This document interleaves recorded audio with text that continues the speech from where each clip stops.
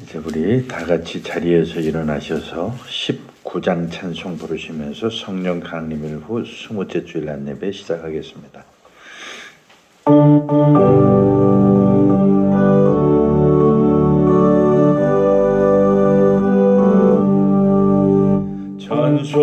찬송하는 소리서 사랑의 바다로 하늘 아버지의 이름 거룩거룩하도다. 세상 사람 찬양하자. 거룩하신 하나님께 할렐루야 하나님의 나라 권세 영원토록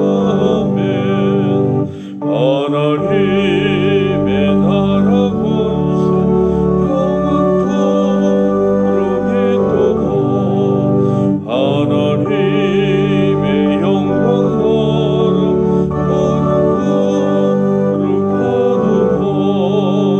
거룩거룩하도다. 하늘 보좌에 신들이 세상 주권하시도다. 할렐루야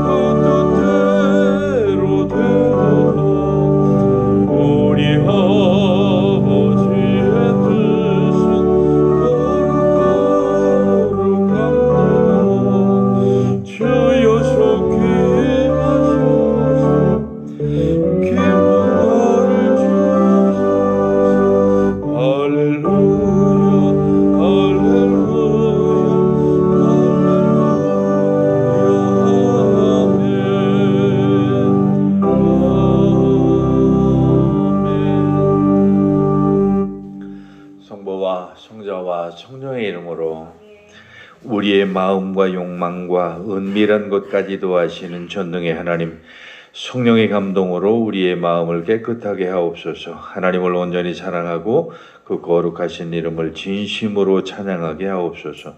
주 예수 그리스도의 이름으로 기도하옵나이다.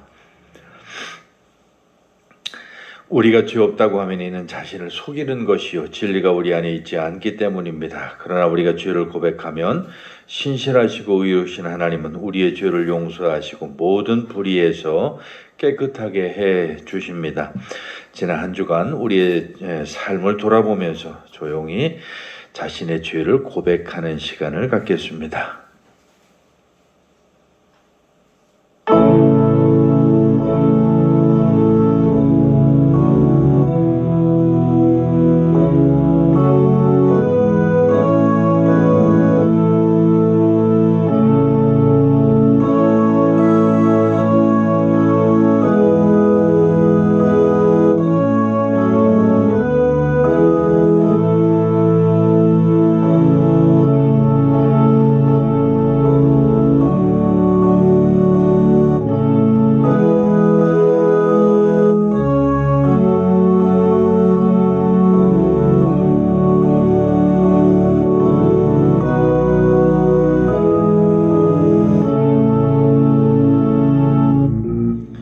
우리는 죄에서 벗어날 수 없음을 고백하나이다. 우리는 생각과 말과 행위로 죄를 지었으며 원하는 선을 행치 아니하고 원하지 않는 악을 행하였나이다. 우리는 마음을 다하여 주를 사랑하지 않았으며 내 이웃을 내 몸과 같이 사랑하지도 않았나이다. 하나님의 아들 주 예수 그리스도를 보시고 우리를 불쌍히 여기소서. 우리를 용서하시고 새롭게 하옵소서. 주님 뜻 안에서 기뻐하며 주의 길을 걸으며 하나님의 거룩하신 이름을 영화롭게 하옵소서. 전능하신 하나님 아버지께서 우리를 불쌍히 여기시고 그의 외아들을 보내시사 우리의 죄를 대신하여 죽게 하셨으며 그의 공로로 우리의 죄를 사하여 주셨습니다. 그러므로 소명을 받고 안수받은 하나님의 말씀의 종인 나는 주 예수 그리스도의 명하심에 따라 여러분의 죄가 사해졌음을 성부와 성자와 성령의 이름으로 선포합니다. 자리에 앉으셔서 찬송가 뒤에 교독문 75번을 같이 교독하겠습니다. 교동문 75번 마태복음 6장의 말씀입니다.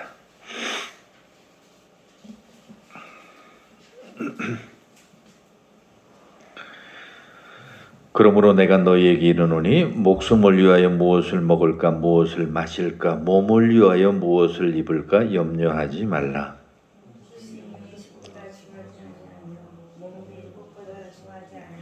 공중의 새를 보라. 심지도 않고 거두지도 않고 창고에 모아들이지도 아니하되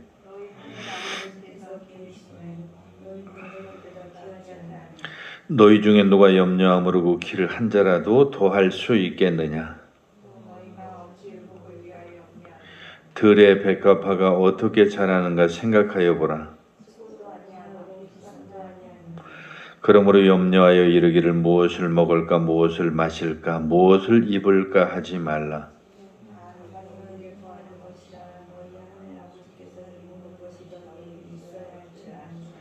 그런즉 너희는 먼저 그의 나라와 그의 의를 구하라.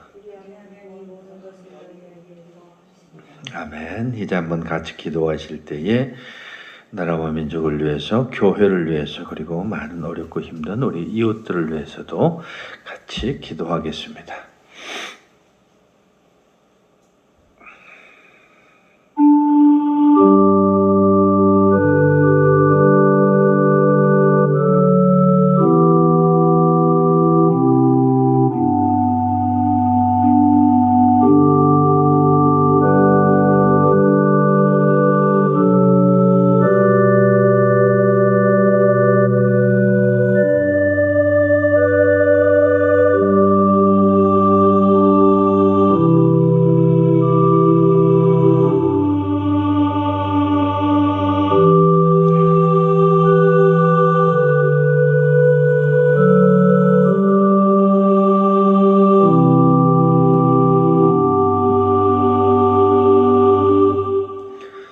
같이 보실 구약 성경의 말씀은 창세기 2장 18절로 25절까지 말씀입니다. 구약 성경 3쪽에 있는 창세기 2장 18절로 25절의 말씀을 우리 같이 보겠습니다.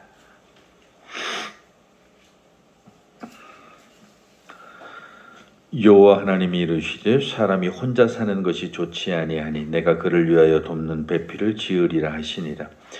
여호와 하나님이 흙으로 각종 들짐승과 공중의 각종 새를 지으시고 아담이 무엇이라고 부르나 보시려고 그것들을 그에게로 이끌어 가시니 아담이 각 생물을 부르는 것이 곧 그 이름이 되었더라.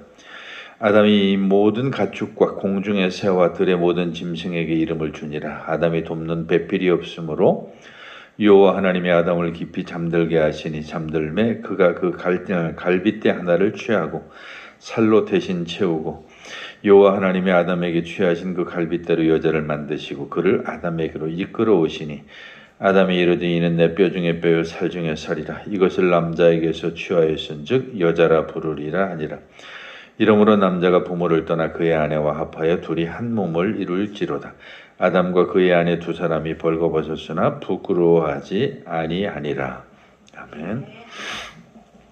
오늘 서간문은 히브리서 2장에 있는 말씀을 같이 보겠습니다.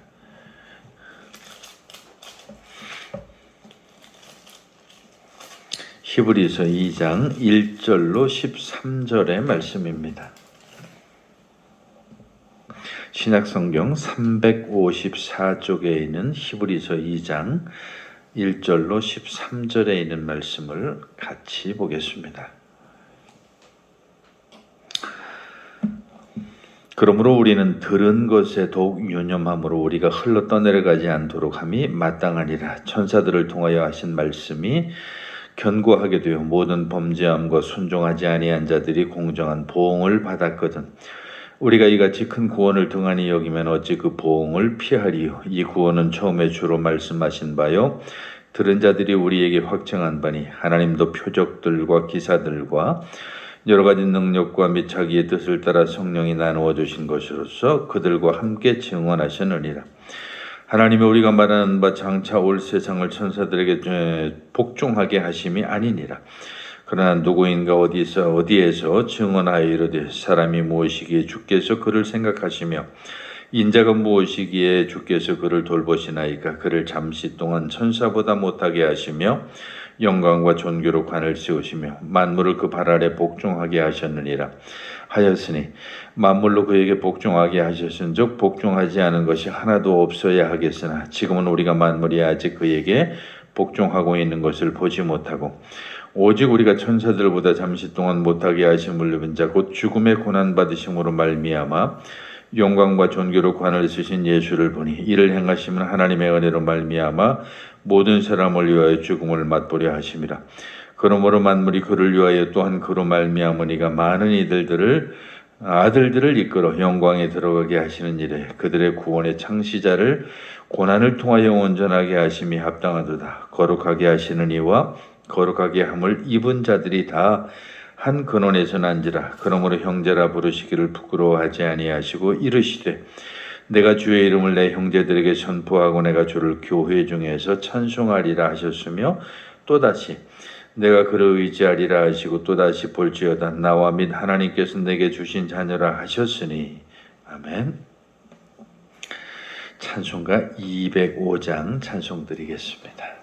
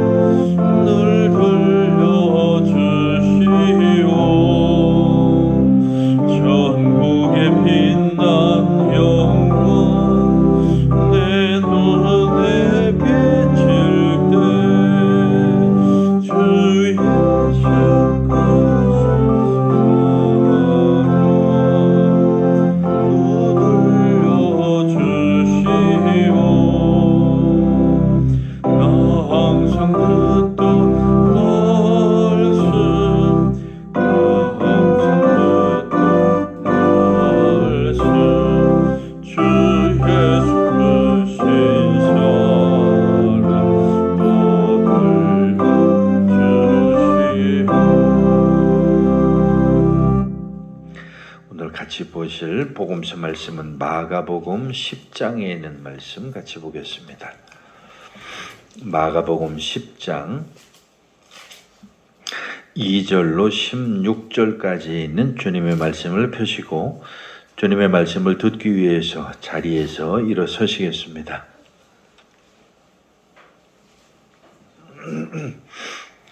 오늘의 주님의 말씀인 마가복음 10장 2절로 그리고 16절까지 있는 말씀을 제가 대신 여러분들에게 읽어드리겠습니다.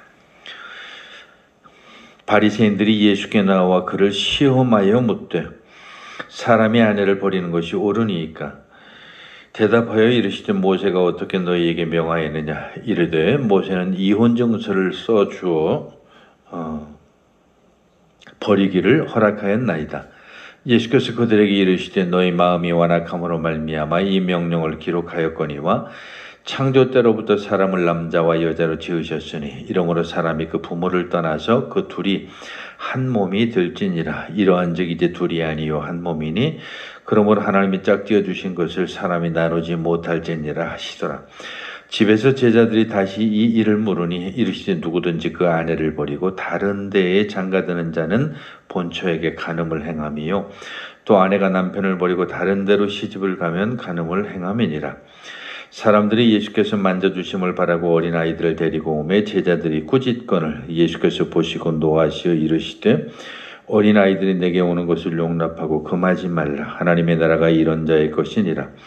내가 진실로 너희에게 이르노니 누구든지 하나님의 나라를 어린아이와 같이 받들지 않는 자는 결단코 그곳에 들어가지 못하리라 하시고 그 어린아이들을 데리고 안고 그들 위에 안수하시고 축복하시니라. 아멘.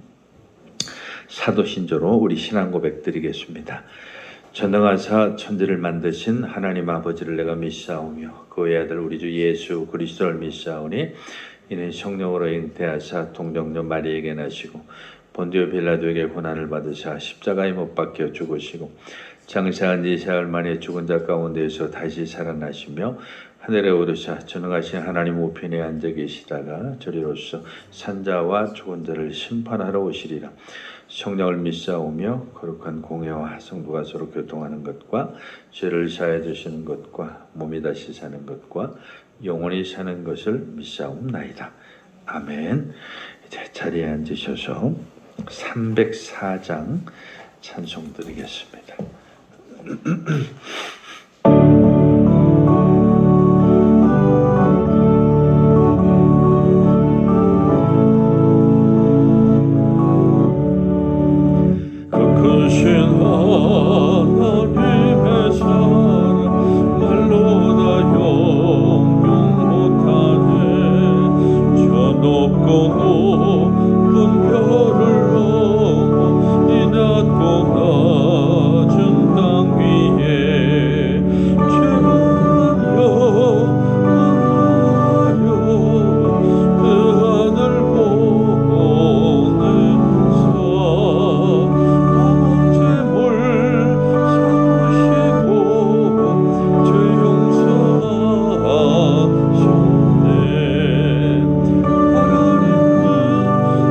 사랑은 증량나무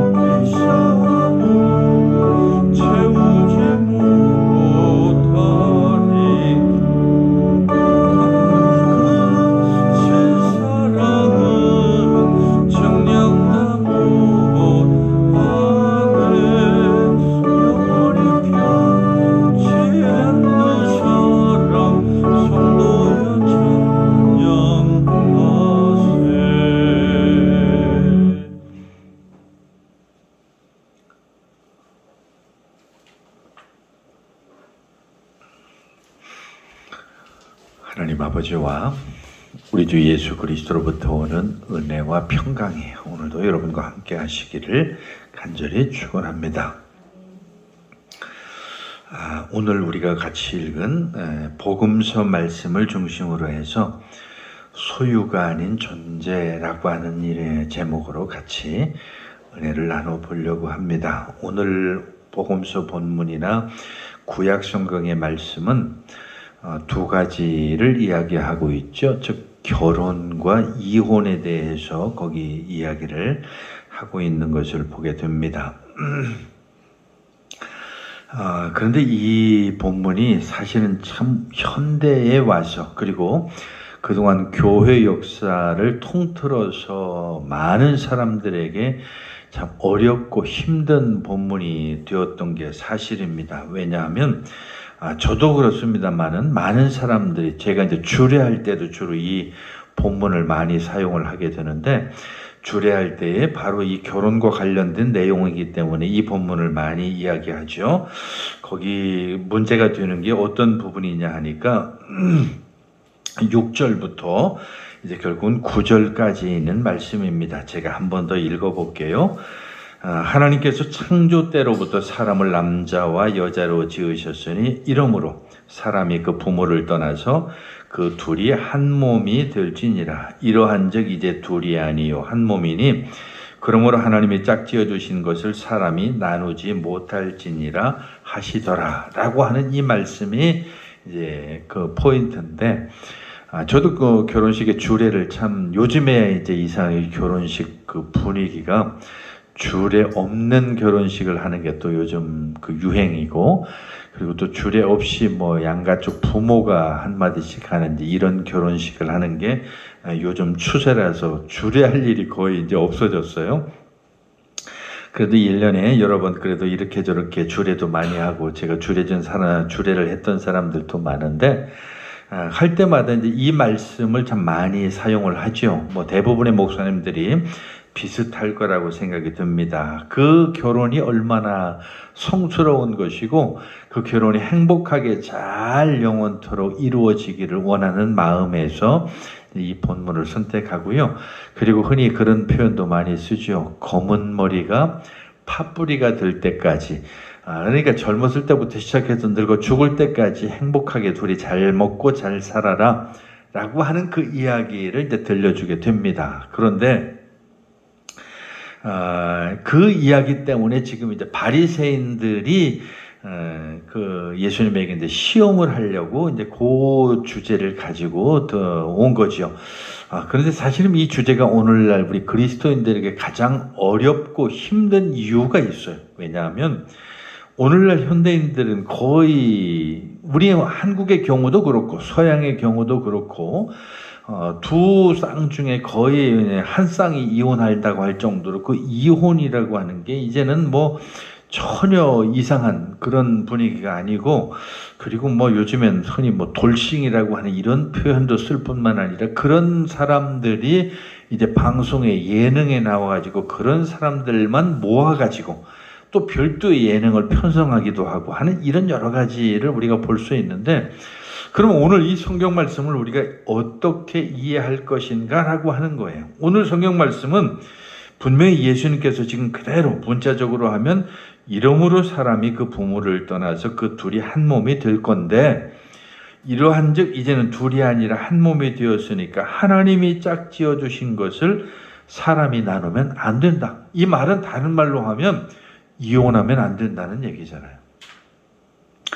이혼하면 안 된다. 이건 사실 그 가톨릭 쪽에서도 상당히 좀 엄하게 이야기하는 부분 중에 하나이기도 하고 특히 이제 이거하고 관련되어져서 이제 그 낙태 문제도 같이 이제 비슷하게 연결이 되는데 그 낙태 문제조차도 이 가톨릭 같은 경우는 상당히 그 문제를 좀 엄격하게 다루죠. 어쨌든 이 본문에서 나와 있는 이 말씀대로 정말로 많은 사람들이 우리 그리스도인들이 이 문제를 어떻게 받아들일 것인가라고 하는 것 때문에 힘들어했고 괴로워했죠. 사실 오늘날 현실은 너무나 이것하고 또 동떨어져 있기 때문에 이것을 어떻게 해석하면 좋을까 라고 하는 것이죠. 그래서 이 문제 때문에 오늘 과거에 많은 그리스도인들이 많은 고통을 당해왔던 것들이 사실입니다. 즉 다시 말하면 지금 여기 예수님께서 결혼하면은 절대로 이혼하면 안 된다고 이렇게 예수님이 직접 말씀하셨는데 이혼하면 안 된다고. 그래서 많은 사람들이 고통스러운 결혼 생활인데도 불구하고 그 고통스러운 결혼 생활을 참고 그냥 그렇게 인내하면서 견뎌왔다라고 하는 얘기죠. 그게 얼마나 힘들었겠어요. 특히 아마 요즘 세대들은 이제 이 문제에 대해서 조금 더 유연하게 생각하겠지만 우리 조상들만 해도 그렇죠. 그냥 죽으나 사나 너는 네가 예를 들어서 김씨 집안에 결혼을 해서 갔으면 너는 김씨 집안 사람이야. 그러니까 거기서 힘들고 고통스럽고 어려운 일이 있어도 너는 그냥 거기서 죽어야 돼 라고 하는 이런 식의 또 사고를 가졌기 때문에 옛날 우리 유교적 전통 아래에서 이혼이라고 하는 것은 뭐 감히 엄두도 못 내고 상상도 못했죠. 그러니까 옛날 우리 조상들의 어떤 그 결혼 생활, 특히 여성들의 입장에서 여성의 시집살이라고 하는 것은 이루 말할 수가 없어요. 그래서 우리 한국에만 있는 그 시집살이라고 하는 말이 참 우리가 바로 통할 수 있는 그런 말이죠. 외국인들은 아마 그 시집살이라고 하는 말이 뭘 뜻하는지 잘 모를 거예요. 가면은 남성 중심의, 특히 유교적인 전통이 또 그렇죠. 가부장적인 남성 중심의 그런 가정에서 여성은 저 어렸을 때까지만 해도 그랬던 것 같아요. 같이 겸상이라고 그러죠. 밥상을 차려도 남자들이 먹는 상이 있고 여자들이 먹는 상이 따로 있어요. 그래서 남자들이 먹는 상은 저 안방에 그냥 거기 남자들끼리 모여서 밥을 먹었다고 한다면 여자들은 저 밖에 마루라든지 아니면 다른 방으로 가서 여자들끼리 밥을 먹었다 이 말이죠. 그래서 그게 당연한 듯이 여겼어요. 물론 우리 사회도 이제 어느 정도 많이 변하고 이제 그런 구습들이 없어진 것이 사실이긴 하지만 굉장히 과거에만 해도 그런 현실이었죠. 그래서 여성들의 위치라고 하는 것이 너무 낮았기 때문에 그 여성들에 대한 인권 자체가 전혀 고려되지 않았어요. 물론 이 말이 요즘에 이제 어떻게 하다 보니까 역전이 되어버렸죠. 그래서 역으로 남성이 역차별을 당하는 그런 세상이 오기도 했어요. 그래서 이제 오히려 요즘엔 남자들이 그런 주장을 많이 하기도 해요. 그러면 여자도 군대 가라고. 그러면 여자도 힘든 일 하라고.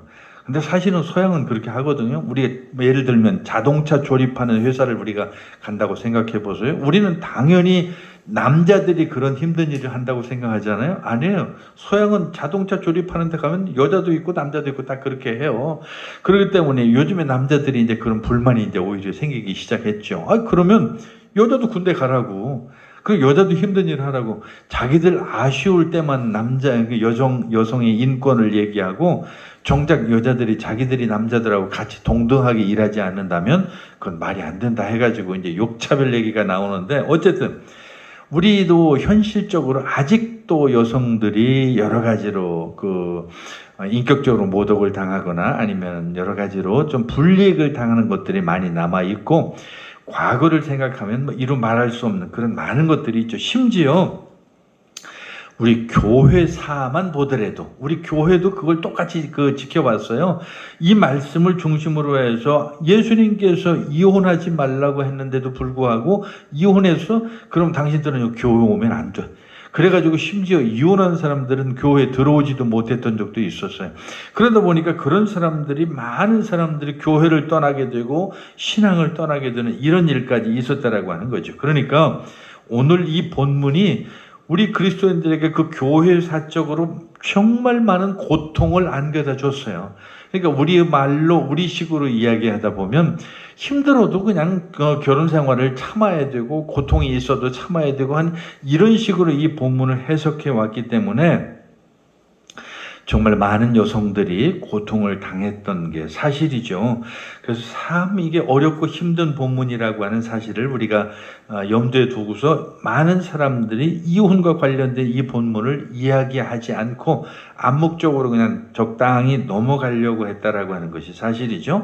그런데 이제는 아까 처음에 말씀드린 것처럼 이혼이 이제는 아무런 어떤 그런 사회적인 흠이 안 되는 시대를 우리는 살아간다는 거죠. 더욱이 거의 뭐 50%, 60%, 심지어는 70%까지도 뭐 이혼한다고 하는 얘기가 나올 정도로 많은 현실이 그런 변화를 가져왔기 때문에 우리가 이 본문을 어떻게 이해할 것인가라고 하는 게 굉장히 중요하다라고 하는 얘기예요. 사실 이 문자적으로 보면 그게 맞는 말이에요. 남자가 아내와 이혼하고 다른 사람과 결혼하면 또 어찌 보면 그 간음하는 어떤 그런 여러 가지가 돼가지고 사실은 요것도 여러 가지 문제가 되기도 하죠. 어쨌든 이 주제가 굉장히 민감하고 오늘 우리 현실에서도 이 문제를 어떻게 받아들이냐에 따라서 아주 여러 가지로 많은 해석이 가능한 그런 본문이기도 합니다. 그럼에도 불구하고 우리가 이 본문을 가장 자세히 살펴보면 우리가 이 본문이 뜻하는 바가 무엇인가를 그래도 알 수 있지 않을까 생각이 됩니다. 어쨌든 오늘 이 본문은 처음에 말씀드린 대로 결혼과 이혼에 대한 이야기인데 이 성경 속에 있는 결혼과 이혼이라고 하는 것은 오늘 우리 시대와 다르다라고 하는 것을 우리가 제일 먼저 알아야 돼요. 그 당시 결혼과 오늘날의 결혼은 전혀 달라요. 누구라도 성경시대에 여성이 어떤 취급을 받았는지에 대해서 안다고 한다면 정말 오늘날 이 말을 함부로 우리가 문자적으로 받아들여서는 안 된다라고 하는 것을 알게 됩니다. 어거지로 성경을 해석해 가지고 많은 사람들이 그런 얘기를 해요. 성경에 보면 남자와 여자가 동등하게 취급을 받고 남자와 여자가 평등하게 이루어졌다고 이렇게 말을 하지만 아니에요. 성경이 기록되던 시기에는 남자와 여자라고 하는 것은 절대 동등하지 않았어요. 너무 많은 차별이 있었죠. 마치 우리도 마찬가지잖아요. 제가 조금 전에 언급한 것처럼 과거 우리 한국 사회가 여자들의 위치라고 하는 것은 남자들 앞에서 감히 돌아다니지 못한, 남자들 앞에서 고개도 들어서는 안 되는 그런 시절이 있었다라고 하는 것을 기억하면 바로 그게 같은 원리죠. 성경에 기록되던 그 당시에는 여성이라고 하는 위치가 단순한 소유물이었어요. 소유물. 남자의 소유물이었다는 거예요. 남자의 재산의 하나였다는 거예요. 그렇기 때문에 여성이라고 하는 것은 남자가 필요할 때 쓰고 필요할 때 버리는 게 여성이었어요. 그게 바로 성경이 기록되던 시대, 성경 시대의 그 여성의 위치라고 했다는 것이죠. 그래서 결혼이라고 하는 것은 하나의 재산을 얻는 거예요. 그래서 능력 있는 사람은 재산을 하나 더 얻는 거죠. 그래서 무슨 세컨드니 첩이니 하는 이런 말이 나오는 게 그 당시 사회에서는 그게 그렇게 가능했던 거예요. 그래서 지금도 그런 뭐 우스갯소리로 얘기하지만 과거 우리 사회도 그랬잖아요. 능력 있는 사람이 자기 첩을 두는 거예요. 이게 세컨드라고 우리가 표현하는. 그래서 능력 있는 그런 사람들을 향해서 저 사람은 능력이 있다, 부자다, 뭐 이렇게 해서 자기 능력이 되니까 누가 또 그걸 뭐라고 하지도 않아요. 지금 우리 세대에 그런 사람들이 많아요. 그래서 우리 한국 사회도 그랬죠. 그 서자라고 옛날에는 표현을 했죠. 본 부인에게 낳지 않고 그 두 번째 부인에게서 낳은 사람들이 엄청 많아요. 그래서 옛날에는 벼슬길도 막았죠. 그런 사람들에게서는. 정실 부인에게서 나지 않은 서자들은 벼슬길을 막아버렸어요. 그런 정도로 여러 가지 참 많은 사연이 있었는데 우리 사회가 그랬듯이 이 성경이 기록되는 바로 그 당시 사회에서 여성이라고 하는 것은 그냥 재산일 뿐이에요. 소유예요. 그냥 하나. 그래서 남자와 여성과 결혼하는 것은 여성의 아버지와 그리고 그녀와 결혼할 남자 사이에 재산을 교환하는 거예요. 그래서 아직도 오늘 우리 사회에서 그 남아있는 잔재 중에 하나가 이제 몇 가지가 있는데 그 중에 하나가 결혼 지참금이라고 하는 그런 게 있어요. 그래서 남자가 돈을 얼마를 주고 그 여자를 데려오는 거예요. 근데 지금 이게 우리 사회만 있는 게 아니고 뭐 동남아를 비롯해서 아직도 그런 게 많이 남아있는 그런 사회가 아직도 있죠. 그리고 남자가 능력이 있고 부자면 그냥 아주 어린 신부들을 돈 주고 데려오는 거예요.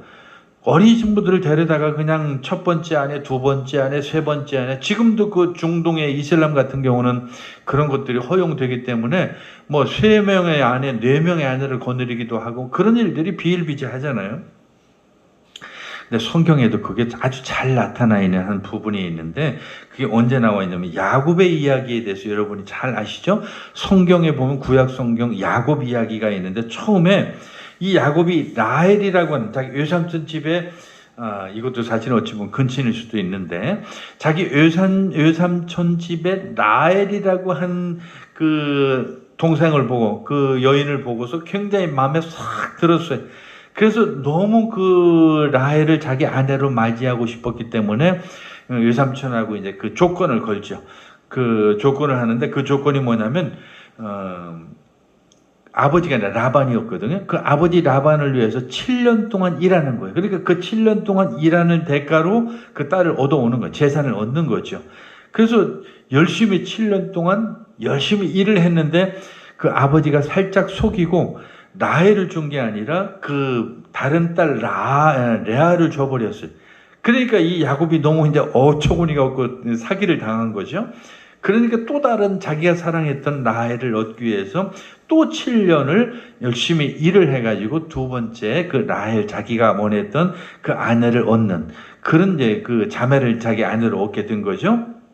그래서 결국은 14년을 일해가지고 그 두 자매와 결혼을 했는데 바로 그런 거예요. 내가 그만큼 열심히 일해서 그렇게 내가 수고한 만큼 돈을 준 거니까 그것을 빌미로 해서 내 제자를 가져오는 거예요. 지금도 그런 사회가 많잖아요.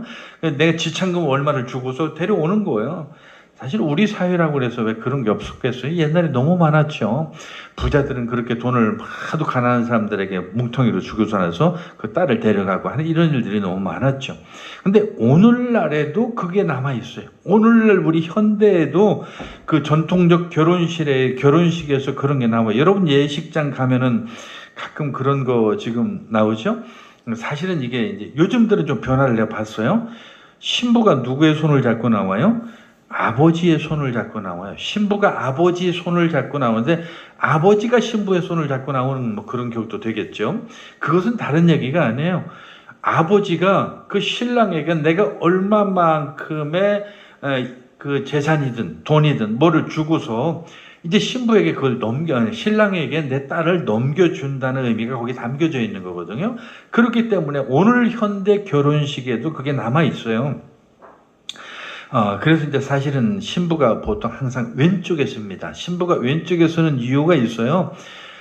모든 사람들은 오른손잡이라고 하는 가정하에 신부가 왼쪽에 있기 때문에 오른손에 그 무기를 들고 있어서 내 재산을 내가 보호해야 된다는 상징적 의미가 거기 담겨 있다고 그래요. 그렇기 때문에 우리가 현대 결혼식에서조차도 그런 상징적 의미가 담겨져 있는 것이죠. 어쨌든 그래서 성경에서 결혼이라고 하는 것은 굉장히 오늘 우리가 생각하는 결혼하고는 너무 그 차이가 크다라고 하는 것을 우리가 알아야 된다는 거예요. 즉 여자라고 하는 것은 어떤 권리가 없어요. 그냥 여자는 그냥 재산일 뿐이었어요. 그 당시는. 그리고 재산이었기 때문에 더 중요한 게 있어요. 이혼할 권리가 없어요. 지금 여기 아까 위에서 나왔죠. 거기 4절에 보면 모세는 이혼 정서를 써서 주어 버리기를 허락하였나이다. 즉 내가 원하는 사람이 결혼을 같이 했지만 마음에 안 들어요. 마음에 안 들면 언제라도 그 이혼 증서를 하나 써주고 가버려 이렇게 해서 내쫓아 버리는 거예요. 그러니까 남자에게 전적인 권한이 있는 거예요. 더 놀라운 것은 사실은 그 유대인들, 그 바리새인들 속에서도 이제 두 종류가 있는데 바리새인들의 중에서도 좀 더 진보적인 사고를 갖는 사람이 있고 보수적인 사고를 갖는 그런 두 계파가 있었는데 바로 그중에 한 계파는 바로 그런 사고를 가졌다라고 하는 것이거든요. 특히 더 문제가 있는 것은 남자가 트집을 잡기에 따라서 그게 가능해요. 예를 들어서 오늘 아침에 딱 일어났는데 내가 뭔가 목이 말라서 물을 좀 갖다 줘야 되는데 물을 안 가져와. 그럼 내가 불쾌해. 물 가져오라니까 왜 물 안 가져와? 이혼해. 하고서 그냥 그 증서에다 싹 사인해가지고 오늘부터 너 가버려.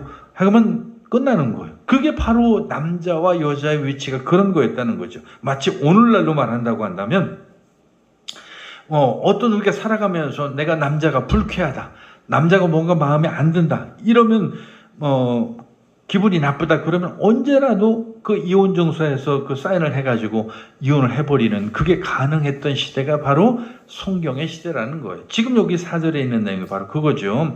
특히 여성들에게 바로 이런 것들은 치명적이죠.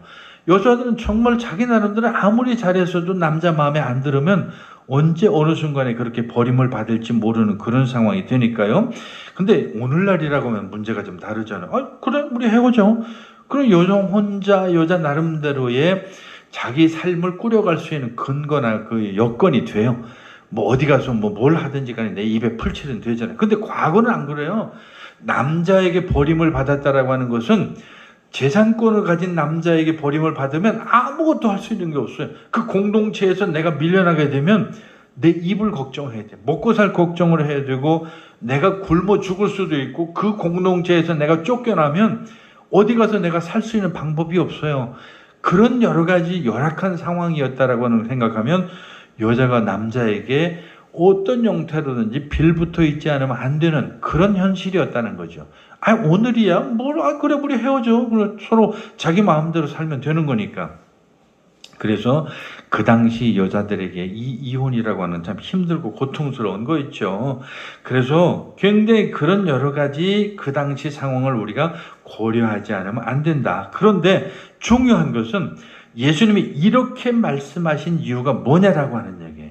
그 사람들에게 오늘 우리가 생각하는 것처럼 절대 이혼하지 마, 이게 아니라는 게, 이 말은 다른 말로 하면 이혼이라고 하는 것이 단순한 법적인 문제가 아니다. 즉 다시 말하면 이혼이라고 하는 것은 사람과 사람, 인격과 인격이 만나는 그런 것이기 때문에 그런 식으로 그렇게 이해해서는 안 된다. 즉 다시 말하면 여성이라고 하는 것을 단순한 하나의 어떤 재산으로 여겨서는 안 된다라고 하는 그 표현을 하고 싶었던 거예요. 즉 이혼이 단순한 재산이 아닌 하나의 인격과 인격이 만나는 관계라고 하는 것을, 이 말은 다른 말로 하면 어떤 재산에 대한 그 교환이 아니라 여자를 재산의 지위에서 사람의 지위로 끌어올리고 있다라고 하는 것을 우리가 그 이면에서 알고 있으면 된다는 거죠. 그래서 예수님이 뭐라고 했냐면 아주 놀라운 표현이 하나 거기 있어요. 12절에 그런 말씀이 있죠. 또 아내가 남편을 버리고 다른 데로 시집을 가면이라고 하는, 아내가 남편하고 이혼을 하면 그런 얘기가 되는 얘기인데, 그 당시는 상상할 수 없죠. 여자가 어떻게 남편을 버리고 이혼을 해? 이게 있을 수 없는 얘기거든요. 이 말은 다른 말로 하면 여성도 남성과 동등한 위치에서 여성도 마찬가지로 남자와 여자를 그 인격적으로 만남 속에서 당연히 여성 입장에서도 그 이혼을 요구할 수 있다라고 하는 그런 얘기도 되는 것이죠. 사실 이것을 우리가 잘 이해한다고 한다면 이런 면에 그 예수님께서 하시고자 하는 말씀의 그 의미가 무엇인지를 우리가 이해할 수 있는 거죠. 즉 예수님은 이혼을 법적인 영역이나 어떤 그 재산이라고 하는 그런 차원에서 벗어나서 관계적으로 이야기하고 이해하셨다라고 하는 얘기죠. 그래서 이혼의 심각성이 어떤 것인가를 그렇게 해서 전달한 것인데, 이혼은 단순한 두 사람의 문제뿐만 아니라 두 가족에게도 미치는 그런 영향이 있다라고 하는 것을 또 보여주는 것이고, 하나님의 사랑하는 자녀들의 마음에 상처를 입히기 때문에 하나님의 마음을 아프게 하는 것이다 라고 하는 것을 이야기하고 싶었던 것이죠. 어쨌든 이 세상에 이혼을 좋아할 사람은 아무도 없죠. 누가 이혼을 좋아하겠어요? 관계에 대한 아무도 바라는 것이 아니죠. 특히 얼마나 그 이혼이라고 하는 것이 고통스러운지를 알기 때문에 그것은 하나님이 원하시는 것도 기뻐하시는 것도 아니라고 하는 것을 거기 의미하고 있는 거예요. 그래서 이혼이라고 하는 것은 공동체를 또 어찌 보면 부수는 것이죠. 무너뜨리는 거죠. 그래서 마음 아픈 것이죠. 그럼에도 불구하고 하나님이 그것을 겪는 사람들에게 연민과 보살품을 주신다라고 하는 그런 의미도 거기에 담겨져 있는 거죠. 그래서 하나님은 구원하시고 치유하시고 그 가족을 다시 모으시고 또 새로운 가족을 만드시는 분이 바로 하나님이다라고 하는 그런 얘기예요. 그래서 예수님께서 정말 사람들이 이혼하거나 재혼할 수 없는 그런 아주 철저한 어떤 하나의 그 선을 그은 것이라기보다는 하나님께서 정말 무엇을 원하시는 것인가 라고 하는 것을 우리에게 전해주고자 했던 그런 것이죠. 더 중요한 것은 취약한 사람들, 즉 여성처럼, 그 당시 여성처럼 아무것도 보호받지 못하고 그 여성처럼 자기 권리를 내세울 수 없는 그런 사람들에게 어떻게 하나님의 사랑이 그들에게 전해지는가라고 하는, 그들의 편에 서서 그들의 관계를, 그리고 그들의 존재를 가르쳐 주고 싶었던, 보여주고 싶었던 것이라 이렇게 생각이 됩니다. 그래서 오늘 본문에 보면 예수께서 여성은 단순히 재산이 아니다, 여성은 어떤 소유가 아니다, 당당한 하나의 인간이다라고 하는 것을 우리에게 보여준다라고 그렇게 생각이 됩니다. 그런데 이제 오늘 본문에 보면 하나 거기 덧붙여져 있어요. 13절에 보면 어린아이들이 이야기가 거기 나오는데, 사람들이 예수께서 만져주심을 바라고 어린아이를 데리고 왔는데 제자들이 막 꾸짖어요. 왜 데리고 왔냐고. 그때 예수님이 화를 벌컥 내시면서 어린아이들이 내게 오는 것을 용납하고 금하지 말라 이렇게 말씀하시는데, 같은 맥락에 이 당시 어린아이라고 하는 것을 우리가 잘 이해해야 되는데, 우리는 지금 어린아이를 막 하는 건 귀엽게 여기고 귀하게 여기지만 아니에요. 그 당시 사회에서는 너무 많은 게 사람들이었으니까 어린아이라고 하는 것은 제일 중요한 것은 그 당시 사회에서는 노동력이에요. 노동력. 그러니까 일을 할 수 있는 사람이 중요해요. 근데 어린아이라고 하는 것은 일도 못해, 밥만 축내, 부모를 힘들게 해. 그러니까 아무런 그 가치가 없는 그런 존재가 바로 어린아이였다는 거예요. 그러니까 그런 가치 없고 보잘것없고 아무런 존재감이 없는 그런 어린아이들조차도 예수님께서는 귀하다, 소중하다라고 하는 것을 그 뒷부분에서 보여주고 있는 거죠. 자, 오늘 본문의 결론은 확실하죠. 다름이 아니라 여성들이라고 하는 게 하나의 소유가 아니고 재산이 아니라 하나의 인격이다 라고 하는 것에 대해서 분명한 말씀을 하고, 마찬가지로 어린아이들이야말로 이제는 쓸모없는 존재가 아니라 하나님 안에서는 참 소중한 존재들이다라고 하는 것을 가르쳐 주는 거예요. 오늘 우리 시대에서는 이게 별로 이해가 잘 안 되지만 그 당시 상황으로 우리가 본다고 한다면 이 말씀이 무엇인지를 우리가 잘 이해할 수가 있죠. 그래서 결론은 뭐냐면, 오늘 우리 주변에 있는 연약하고 쓸모없고 무시당하고 존재감을 인정받지 못하는 많은 것들에 대한 관심을 우리가 가질 필요가 있다라고 하는 얘기입니다. 오늘 많은 사람들이 우리 주변에 있는 연약하고 힘들고 고통스러워하는 그런 사람들에 대해서 좀 더 우리가 관심을 가질 필요가 있다라고 하는 것을 바로 오늘 이 본문이 우리에게 보여준다 이렇게 생각이 듭니다.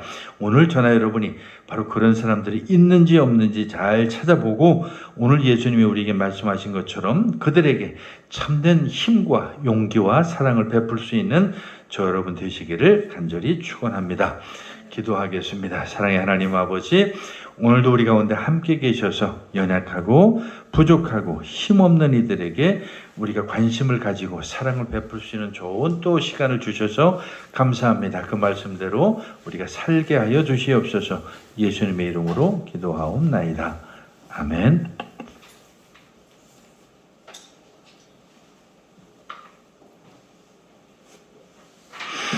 이제 우리 314장 부르시면서 봉헌 드리겠습니다.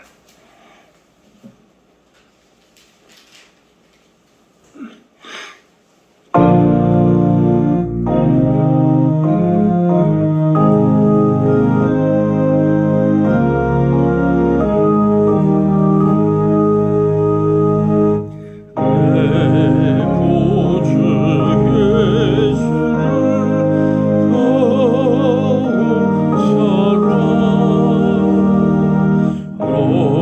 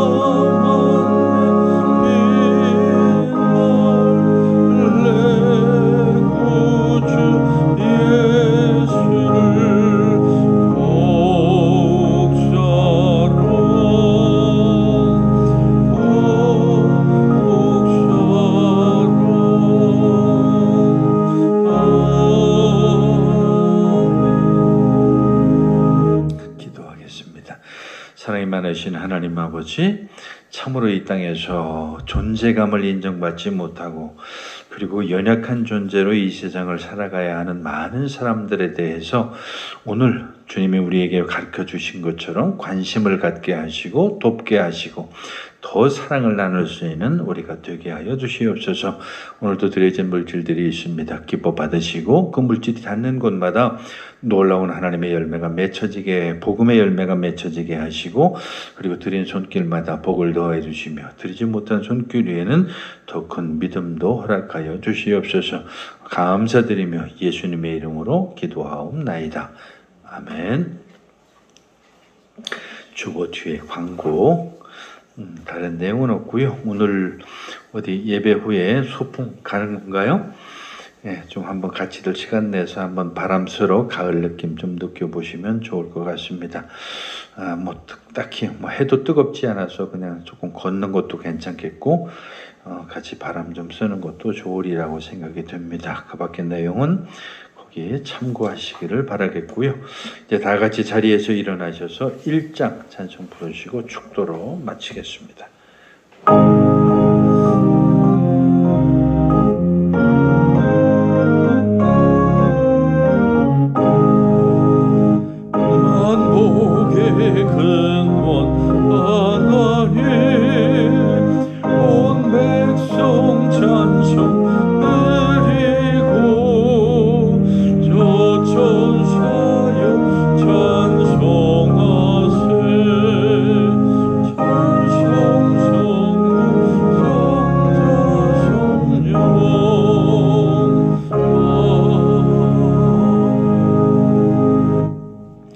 이제는 우리 주 예수 그리스도의 크신 은혜와 하나님 아버지의 극진하신 사랑과 성령의 감동감화 교제 교통하심이 이제 하나님 안에서 참된 연약한 자들을 돌보고 그들 가운데 참된 존재로 인식하기 원하는 사랑하는 모든 성도들 머리 위에 이제부터 영원까지 함께 하시기를 간절히 축원하옵나이다. 아멘.